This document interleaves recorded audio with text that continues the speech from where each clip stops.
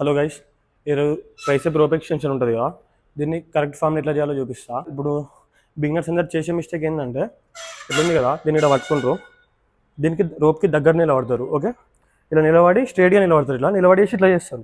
ఇట్లా చేసినప్పుడు ఏమవుతుందంటే మీ ఎల్బో కంప్లీట్ ఎక్స్టెండ్ కాదు, ఇక్కడ వరకు అయిపోతుంది.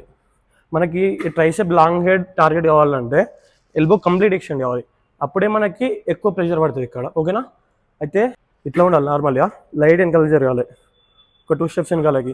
దీనికి మనకి ఒక మినిమం 3 ఫీట్స్ గ్యాప్ ఉండాలి. ఓకే, ఇప్పుడు ఏం చేయాలంటే, ఇప్పుడు స్ట్రేట్ ఉండద్దు, లైట్గా మన హిప్ని బెండ్ చేయాలి.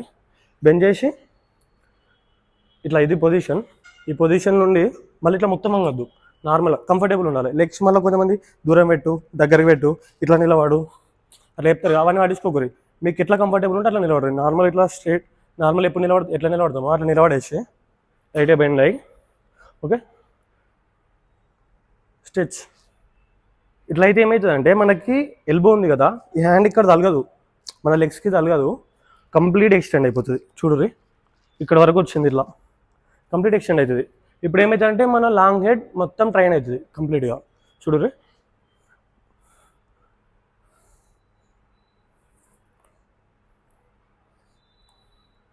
ఇప్పుడు నా ఎల్బో ఉంది కదా, కిందికి వెళ్ళింది, ఒక స్ట్రెచ్ అయింది. పైనకి వచ్చినప్పుడు ఈ హ్యాండ్ ఒక్కటి ఇట్లా పైనకి రావాలి, అంతేగాని ఇది కూడా మొత్తం ఇట్లా ముందరకు పోవద్దు. చూడరు, ఇట్లా పోవద్దు. ఓకే, ఈయన ఉండాలి, ఇది ఇట్లా, ఇది ఒక్కటే మన ఈ హ్యాండ్ ఒక్కటే వెనకాల ముందరకు పోవాలి.